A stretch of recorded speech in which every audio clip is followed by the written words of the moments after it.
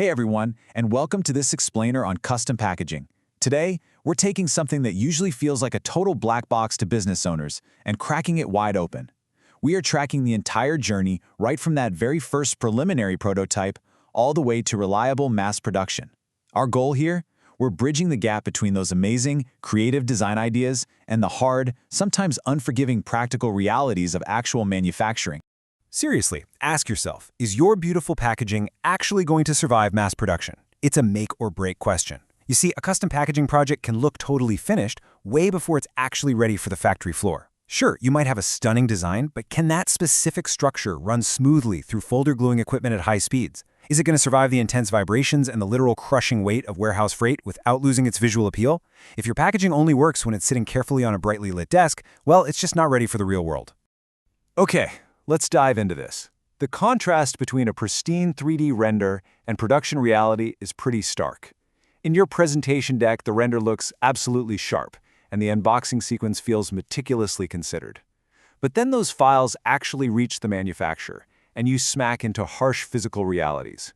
We're talking slightly off die-cut tolerances, paper cracking against the grain, and unit margins shrinking before your eyes. The main risk here isn't the visual design itself. It's this exact gap between a perfect digital file and repeatable, everyday mass production. If you're wondering why we absolutely must take this seriously, just look at this number, 10 to 40%. The typical company spends up to 40% of their product's retail price on overall packaging costs. That means packaging is a massive financial lever. It proves exactly why the engineering, the structural choices, and the logistics matter just as much as the aesthetics. If you're designing packaging without factoring in how it's assembled or shipped, you are literally eating directly into your profit margins. So, to help you avoid those compounding, late-stage production mistakes, we are going to walk through a holistic 5-stage life cycle. We'll hit strategy, structure, and materials, then dialines, visuals and prototyping, production and quality control, avoiding common packaging pitfalls, and wrap up with choosing your packaging supplier. All right, let's kick things off with Stage 1, strategy, structure, and materials. Before you ever ask for a quote or even think about visual design, you absolutely have to lock down the physical skeleton of your packaging. You've got to clarify exactly what you're dealing with here. What are the exact dimensions and the weight of your product? Is it super fragile or maybe easily scratched? What is your strict target cost and your order quantity? And critically, what is the sales channel? Because retail packaging needs shelf presence and barcode readability, while e-commerce packaging needs to survive brutal compression and rough carrier handling. Designing around assumptions at this stage is basically a recipe for failure. Now, what's really interesting about this slide is how material choices alone practically dictate whether a box crushes under freight or survives the supply chain intact. Take corrugated board, for instance. That's your go-to for heavy e-commerce items because it has great cushioning and compression strength. Then you've got gray board, which is dense and gives you that premium, luxury, rigid box presentation for cosmetics or electronics. Folding cartons? Those are incredibly efficient for supplements and retail goods that need high-speed machine gluing. And then we have molded pulp for plastic reduction, plus flexible films for lightweight food or refill pouches. Your material completely decides how that packaging skeleton behaves in the real world. Moving right along to Stage 2, dialines, visuals, and prototyping. Look, you can't just slap artwork onto a flat template and cross your fingers. You need a die line. It's essentially a working map that defines cuts, folds, glue areas, bleeds, and safety zones. Dropping artwork onto a die line means adjusting for three-dimensional realities. For example, if you mathematically center a logo perfectly on a flat layout, it might look totally off-center once the box is physically assembled. Why? Because the physical thickness of the folded material literally changes the visible panel area. It's wild, but it's true. Let's break down these key elements real quick. Cut lines give you the final shape, while crease lines act as your folding map. The bleed area prevents those ugly white edges after trimming, and safe zones protect your crucial text. You've also got glue areas and panel directions to consider. Ignoring literally any of these elements causes cascading errors in production.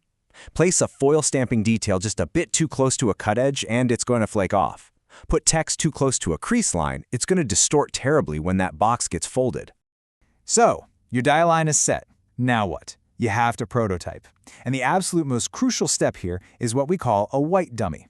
This is an unprinted, physical prototype made from your actual production material.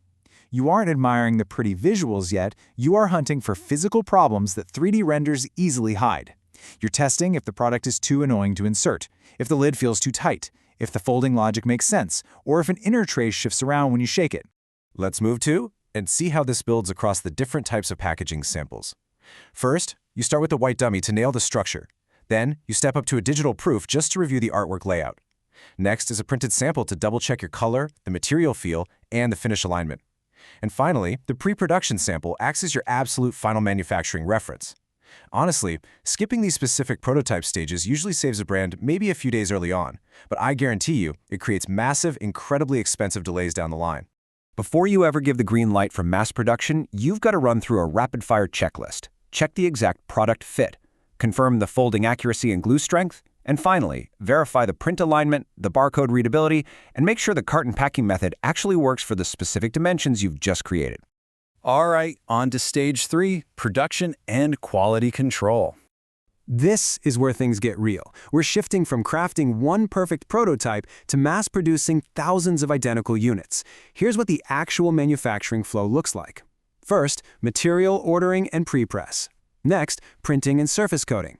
Third, die cutting and scoring the paper. Fourth, the actual folding, gluing, and assembly. And fifth, packing and shipping. You really need to know that this entire process, from project kickoff to final delivery, usually takes a solid 1.5 to 2 months. If you try to rush this timeline, you are almost certainly going to compromise on quality. And this brilliantly illustrates exactly why quality control is so vital at scale. A single hand-assembled box sitting on your desk might look completely flawless. But scale exposes weak decisions. It's on the 8,000th unit running off the line where your box might suddenly look like modern art because of glue inconsistency, a cracking fold, or severe color drift. You have to constantly inspect for side seam stability and how well those units actually fit into the master shipping carton. That brings us to stage 4, avoiding common packaging pitfalls. Here's the thing about expensive packaging mistakes. They are rarely huge, dramatic blow-ups. Usually, they're tiny decisions that quietly compound into total disasters. Pitfall number 1 is starting with visuals before structure.